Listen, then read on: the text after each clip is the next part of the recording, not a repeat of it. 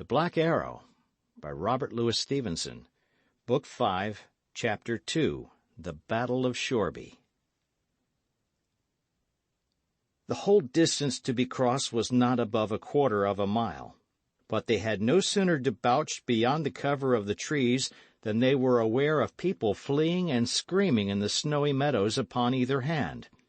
Almost at the same moment a great rumor began to arise, and spread, and grow continually louder in the town, and they were not yet half-way to the nearest house before the bells began to ring backward from the steeple.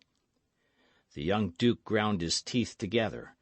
By these so early signals of alarm he feared to find his enemies prepared, and if he failed to gain a footing in the town, he knew that his small party would soon be broken and exterminated in the open. In the town, however, the Lancastrians were far from being in so good a posture. It was as Dick had said. The night guard had already doffed their harness, the rest were still hanging, unlatched, unbraced, all unprepared for battle, about their quarters, and in the whole of Shoreby there were not, perhaps, 50 men fully armed, or 50 chargers ready to be mounted. The beating of the bells, the terrifying summons of men who ran about the streets crying and beating upon the doors, aroused in an incredibly short space at least 20 out of that 100. These got speedily to horse, and, the alarm still flying wild and contrary, galloped in different directions. Thus it befell that, when Richard of Gloucester reached the first house of Shoreby, he was met in the mouth of the street by a mere handful of lances, whom he swept before his onset as the storm chases the bark. 100 paces into the town, Dick Shelton touched the Duke's arm. The Duke, in answer, gathered his reins, put the shrill trumpet to his mouth, and, blowing a concerted point, turned to the right hand out of the direct advance. Swerving like a single rider, his whole command turned after him, and still, at the full gallop of the chargers, swept up the narrow by-street. Only the last score of riders drew rein and faced about in the entrance. The footmen, whom they carried behind them, leaped at the same instant to the earth, and began, some to bend their bows, and others to break into and secure the houses upon either hand. Surprised at this sudden change of direction, and daunted by the firm front of the rearguard, the few Lancastrians, after a momentary consultation, turned and rode farther into town to seek for reinforcements. The quarter of the town upon which, by the advice of Dick, Richard of Gloucester had now seized, consisted of 5 small streets of poor and ill-inhabited houses, occupying a very gentle eminence, and lying open towards the back. The 5 streets being each secured by a good guard, the reserve would thus occupy the centre, out of shot, and yet ready to carry aid wherever it was needed. Such was the poorness of the neighbourhood that none of the Lancastrian lords, and but few of their retainers, had been lodged therein, and the inhabitants, with one accord, deserted their houses and fled, squalling, along the streets or over garden walls. In the centre, where the 5 ways all met, a somewhat ill-favoured alehouse displayed the sign of the Chequers, and here the Duke of Gloucester chose his headquarters for the day. To Dick he assigned the guard of one of the 5 streets. "Go," he said, "win your spurs, win glory for me, one Richard for another. I tell you, if I rise, he shall rise by the same ladder. Go," he added, shaking him by the hand. But as soon as Dick was gone, he turned to a little shabby archer at his elbow. "Go, Dutton, and that right speedily," he added. "Follow that lad. If ye find him faithful, ye answer for his safety, a head for a head. Woe unto you if ye return without him. But if he be faithless, or for one instant ye misdoubt him, stab him from behind." In the meanwhile Dick hastened to secure his post. The street he had to guard was very narrow, and closely lined with houses, which projected and overhung the roadway. But narrow and dark as it was, since it opened upon the marketplace of the town, the main issue of the battle would probably fall to be decided on that spot. The marketplace was full of townspeople fleeing in disorder, but there was as yet no sign of any foeman ready to attack, and Dick judged he had some time before him to make ready his defense. The two houses at the end stood deserted, with open doors, as the inhabitants had left them in their flight, and from these he had the furniture hastily tossed forth and piled into a barrier in the entry of the lane. 100 men were placed at his disposal, and of these he threw the more part into the houses, where they might lie in shelter and deliver their arrows from the windows. With the rest, under his own immediate eye, he lined the barricade. Meanwhile, the utmost uproar and confusion had continued to prevail throughout the town, and what with the hurried clashing of bells, the sounding of trumpets, the swift movement of bodies of horse, the cries of the commanders, and the shrieks of women, the noise was almost deafening to the ear. Presently, little by little, the tumult began to subside, and soon after files of men in armour and bodies of archers began to assemble and form in line of battle in the marketplace.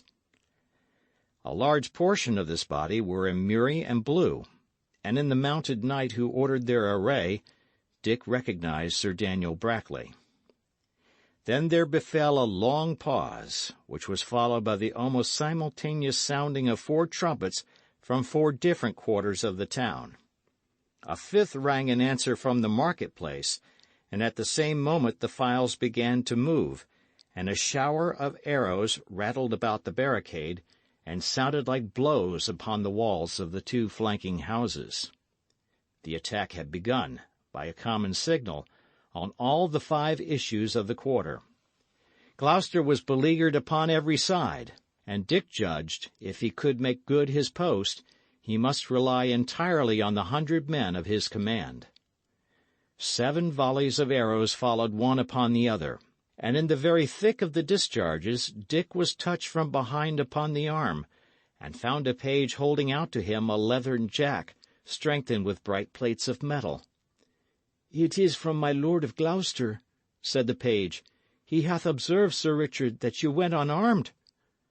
Dick, with a glow at his heart at being so addressed, got to his feet, and, with the assistance of the page, donned the defensive coat. Even as he did so, 2 arrows rattled harmlessly upon the plates, and a 3rd struck down the page, mortally wounded, at his feet. Meantime, the whole body of the enemy had been steadily drawing nearer across the marketplace, and by this time were so close at hand that Dick gave the order to return their shot. Immediately, from behind the barrier and from the windows of the houses, a counterblast of arrows sped, carrying death.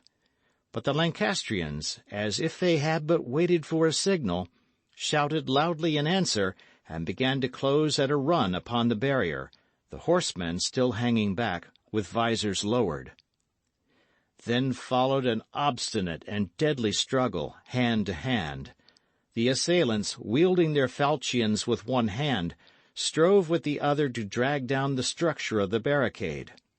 On the other side, the parts were reversed, and the defenders exposed themselves like madmen to protect their rampart. So for some minutes the contest raged almost in silence, friend and foe falling one upon another. But it is always the easier to destroy, and when a single note upon the tucket recalled the attacking party from this desperate service, much of the barricade had been removed piecemeal, and the whole fabric had sunk to half its height, and tottered to a general fall. And now the footmen in the marketplace fell back at a run on every side. The horsemen, who had been standing in a line 2 deep, wheeled suddenly and made their flank into their front, and as swift as a striking adder, the long steel-clad column was launched upon the ruinous barricade. Of the first 2 horsemen, one fell, rider and steed, and was ridden down by his companions. The second leaped clean upon the summit of the rampart, transpiercing an archer with his lance. almost in the same instant he was dragged from the saddle and his horse dispatched. And then the full weight and impetus of the charge burst upon and scattered the defenders. The men-at-arms, surmounting their fallen comrades, and carried onward by the fury of their onslaught, dashed through Dick's broken line and poured thundering up the lane beyond, as a stream bestrides and pours across a broken dam. Yet was the fight not over.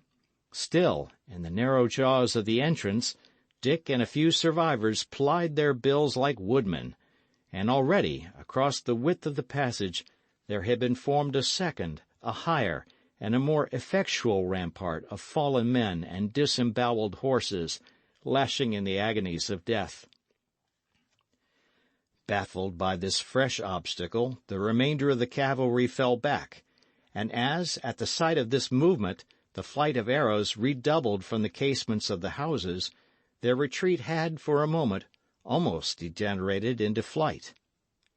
Almost at the same time, those who had crossed the barricade and charged farther up the street, being met before the door of the Chequers by the formidable hunchback and the whole reserve of the Yorkists, began to come scattering backward, in the excess of disarray and terror. Dick and his fellows faced about. Fresh men poured out of the houses. A cruel blast of arrows met the fugitives full in the face, while Gloucester was already riding down their rear. In the inside of a minute and a half, there was no living Lancastrian in the street. Then, and not till then, did Dick hold up his reeking blade and give the word to cheer. Meanwhile Gloucester dismounted from his horse and came forward to inspect the post. His face was as pale as linen, but his eyes shone in his head like some strange jewel, and his voice, when he spoke, was hoarse and broken with the exultation of battle and success. He looked at the rampart, which neither friend nor foe could now approach without precaution, so fiercely did the horses struggle in the throes of death, and at the sight of that great carnage he smiled upon one side. "Dispatch these horses," he said.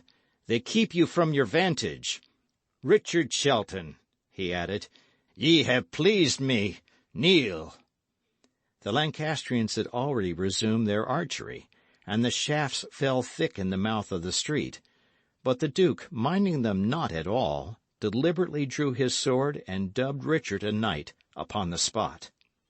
"And now, Sir Richard," he continued, "if that ye see Lord Risingham, send me an express upon the instant. Were it your last man, let me hear of it incontinently. I had rather venture the post than lose my stroke at him. For mark me, all of ye," he added, raising his voice, "if Earl Risingham fall by another hand than mine, I shall count this victory a defeat." "My Lord Duke," said one of the attendants, "is your grace not weary of exposing his dear life unneedfully? Why tarry we here?" "Catesby," returned the Duke, "here is the battle, not elsewhere. The rest are but feigned onslaughts. Here must we vanquish. And for the exposure, if ye were an ugly hunchback, and the children gecked at you upon the street, ye would count your body cheaper, and an hour of glory worth a life. Howbeit, if ye will, let us ride on and visit the other posts. Sir Richard here, my namesake, he shall still hold this entry, where he wadeth to the ankles in hot blood. Him can we trust. But mark it, Sir Richard, ye are not yet done. The worst is yet toward. Sleep not." He came right up to young Shelton, looking him hard in the eyes, and taking his hand in both of his, gave it so extreme a squeeze that the blood had nearly spurted. Dick quailed before his eyes. The insane excitement, the courage, and the cruelty that he read therein filled him with dismay about the future. This young Duke's was indeed a gallant spirit, to ride foremost in the ranks of war. But after the battle, in the days of peace, and in the circle of his trusted friends, that mind, it was to be dreaded, would continue to bring forth the fruits of death. End of chapter.